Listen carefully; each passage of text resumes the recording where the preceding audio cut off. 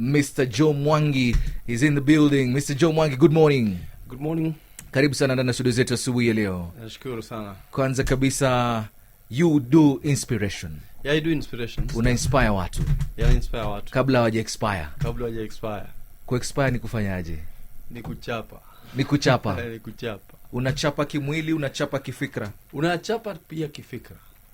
So inaanza kifikra au inaanza kimwili? Inaanza kifikra. Inaanza kifikra. Yeah. Ukishachapa kifikra, wewe mwili haina budi, itachapa.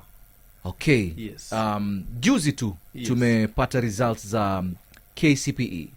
Na mengi yalikuwa yanazungumzwa kuhusiana na results zile za KCPE. Yes. Na sorry to say this, Mr. Joe Mwangi. Yes. Lakini mostly kama media, yeah, tuna focus na wale wanafunzi ambao wamefanya vizuri.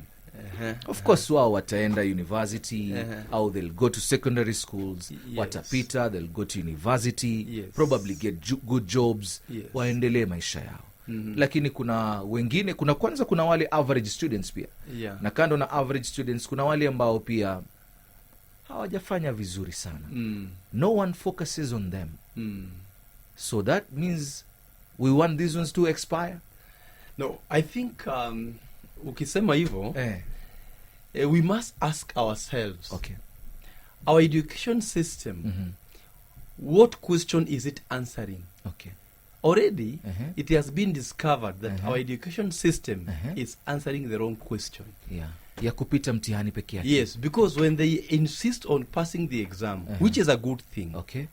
Most of the children who pass exam, they pass on the basis of remembering.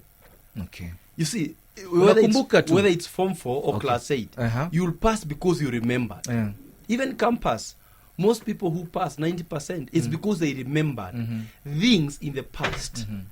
And you see, most of those people are not the ones who succeed in life. Okay. And I'm not saying they don't succeed, they still have a chance.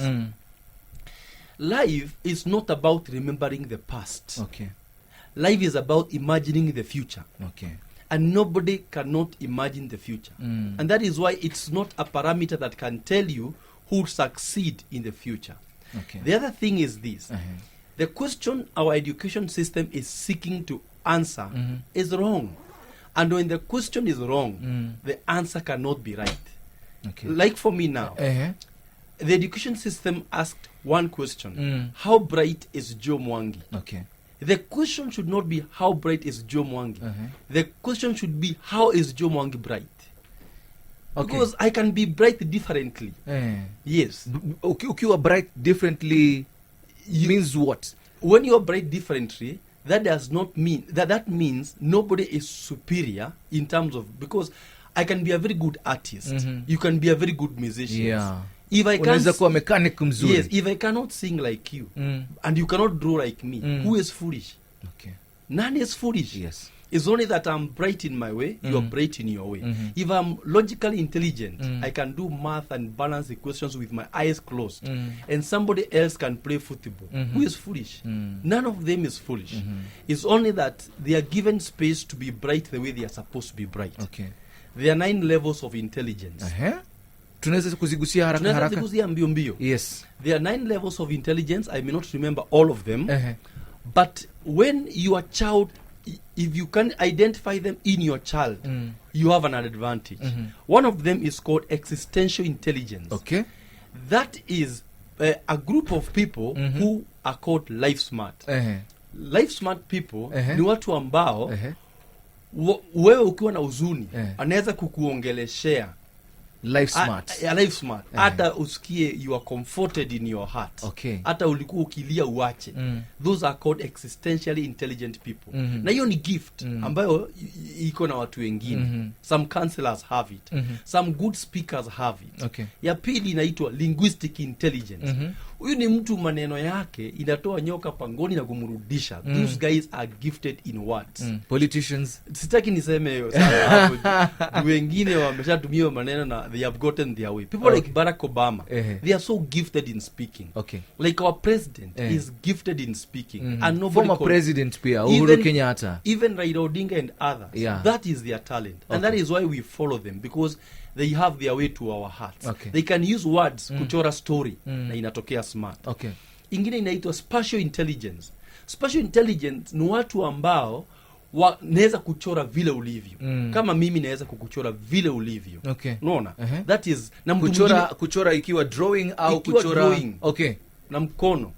Na unaona mzazi anataka mtoto aende akafanya architecture huko JKUAT. Lakini mtoto hawezi chora hata paka.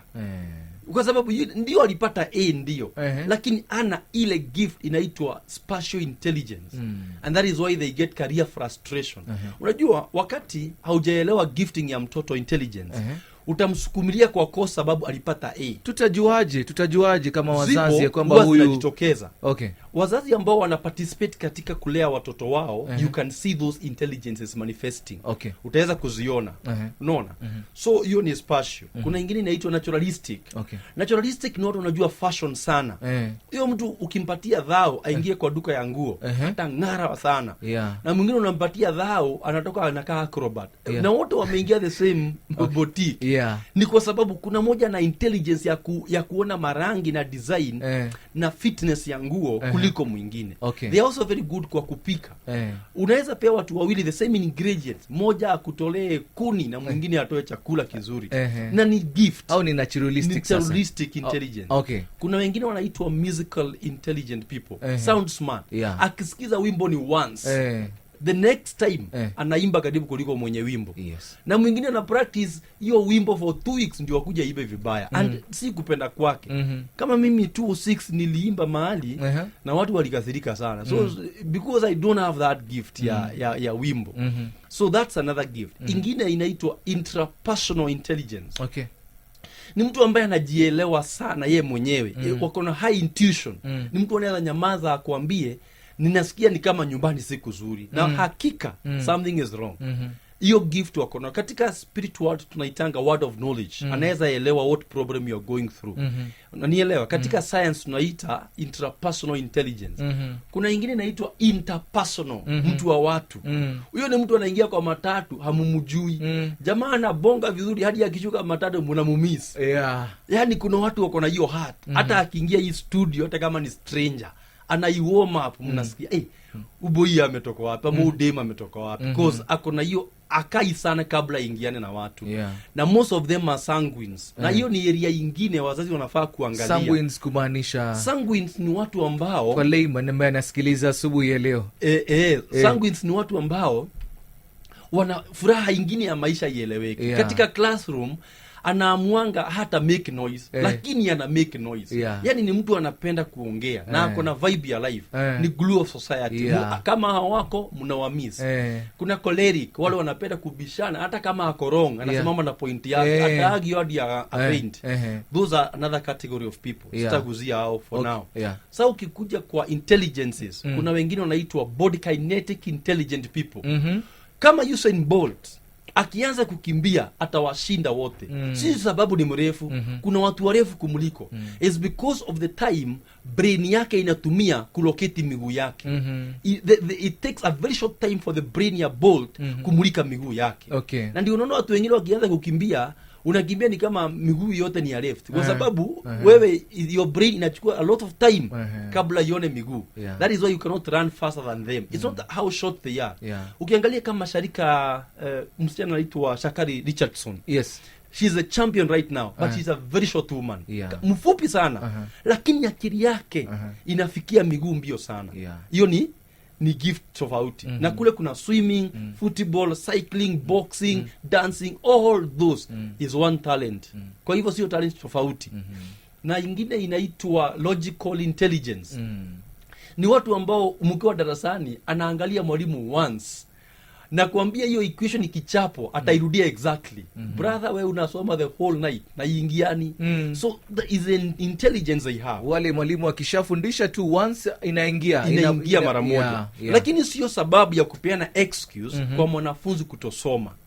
Manake kwa sababu mimi nikiwa secondary school kule Njiris, Nakumbuka kuna wakati nilipata hesabu 2 na nikapata 4 na nikakuwa napata sana juu mimi sina hiyo intelligence nyingi ya mahesabu.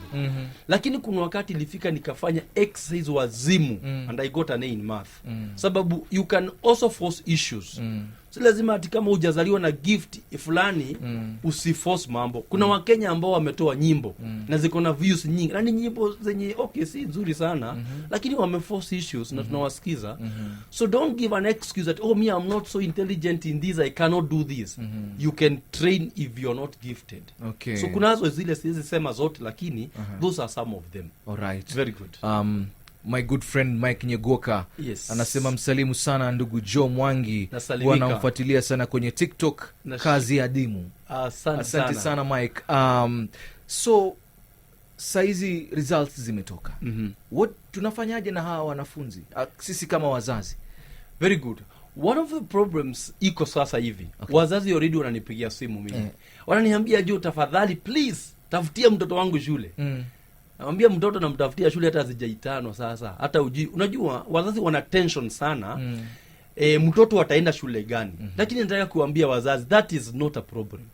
Hata mtoto anaweza somea nyumbani lakini semi asomee nyumbani. But it has been seen that it doesn't matter much which school mtoto ameenda. Sababu ukiangalia kuna shule ambazo ni day school ambazo watoto wa max 200 wanaenda. Kama mwaka jana mtoto wa sijui namba 5 walitoka day school Kiaritha Secondary ni Kirinyaga. Kwa hivyo walishinda wale wote walikuwa alliance na Mangu na kuingine. Kusema kwamba it's not the school, is a child. Sababu hata ukienda zile shule kubwa, because me I mentor a lot of national schools in Kenya. Unakuta kuna watoto wana struggle. Wako kwa kikundi kinaitangwa missing in action. Uliingia na 430, 420 and you are getting D from form 1 all the way to form 4. Sababu the method of examination ya primary na ya secondary, they are different. Well, in primary you are just supposed to observe and make an observation and respond. Lakini secondary you are writing the answer in its context. Kwa hivyo some people become very sharp in primary and not as sharp in secondary. Cha muhimu nipeleka mtoto shule na facility. The rest they will do. Kwa sababu hata ukichukua mtoto tuseme ni wa max 200, uende umpeleke alliance. Hata you see it does not change the nature of the child's way of understanding masomo. Na ukichukua mtoto ule aliyefaa ende alliance umpeleke hata asomee chini ya mti. Kama yeye ni wa kusoma atasoma. So kama shule na facility, we still have a lot of children performing from different kinds of schools. Ongelesha mtoto wako, mwambie kule atapata nafasi ya kwenda shule. Aende atie bidii. Maana yake walimu wanafundisha shule ya day school na ile ya boarding. Wote walisoma the same campus. So there's no difference. Na kama wale wako national school wanasoma biology is a study of life. Kwani wengine wanasoma in the study of death. Kwa hivyo there is no difference. Watu wakazani masomo ni yale yale tu. Masomo ni yale yale. Wenyewe wanasema Mr. Joe Mwangi ya kwamba whatever the mind can conceive, it can be achieved. Is this the case? Ama sagine tunapenda kuforce issues na follow up pia na kufollow up on TikTok. Na kuna wakati mmoja ukasema don't force issues. Lakini pia tunasema kile ambacho akili itafikiria kinaweza kupatikana. Here is Mr. Joe Mwangi anasema hapana, usiforce issues sana, don't force issues. Na pia ukatuambia tuishi maisha to force issues ama tusiforce to force issues. Ndio. To force issues. To force mambo. Yes. Hata relationship to force tu. Lazima uforce. Hai, mambo ni kuforce. Kama upendwi pia una force. Wacha nikwambie, mambo hakuna kitu cha maana. Mimi sijaona kitu cha maana kinafanyika naturally. Vitu nyingi za hata hii studio tuko is not natural. Hata hii Thika Road, Mombasa Road, super highway, hakuna kitu natural. Hakuna kitu kizuri cha maana duniani natural. Unigiani nionyeshe kitu moja ambacho ni naturally happen apart from misitu na hewa. Na hii hewa bado lazima tujaribu kuiconserve. So everything that is good, some effort must be involved. Na ndivyo tunasema kuna different ya kuforce na kuweka effort. Unajua ile kuweka effort ndio kuforce, lakini lazima ikuwe reasonable. Unajua huwezi enda sasa kuforce kwa kitu ambao kama useme watu ukule mawe. Hiyo sasa lazima uangalie what am I forcing? What are the chances? What is the benefit? and is it doable? Yani lazima pia unajua human being tuseme ni kama thermostat, emotional thermostat ya kupima how much pressure can I take even before you give up on a subject. Unafaa kujituma, na kuna mahali utasikia yenyewe siwezi pita hapo. Unaona, umepeana ile force inafaa. Hata pia wakati unakimbia, kuna venye unaweza kimbia yako yote usikie yenyewe beyond this I cannot, lakini umejaribu yako yote. That is why you say jaribu yako yote. Wewe ukiona iwezekani, at that point you can think, is this my thing? You can go to the next one. Lakini lazima kwanza uweke effort kwanza. Juu pia kwa biashara, ukiweka biashara alafu usiforce, utakuwa unaweka biashara kila siku basi ukifunga. Maanake hakuna kitu utaanzia leo kesho kikupatia faida. Kweli. Reasonable force. I talk about reasonable force. Yeah. No, kama mimi nilikuwa na force kuimba na sikuwa na hiyo kitu. Lakini nika force kuchora. That was an unreasonable force. Unreasonable force. Nika force kuchora na ikatokea. So lazima uangalie mali na force. Do I have a glimpse of talent? That is what I can recommend. Okay. Kuna mtu anasema we do not see with our eyes. We see with our mind. Yeah. Our eyes are the tools our minds used to see. Na inasema kwamba if your mind is blind, it does not matter what your eyes can see. And it also says if your mind can see, it doesn't matter if your eyes were blind.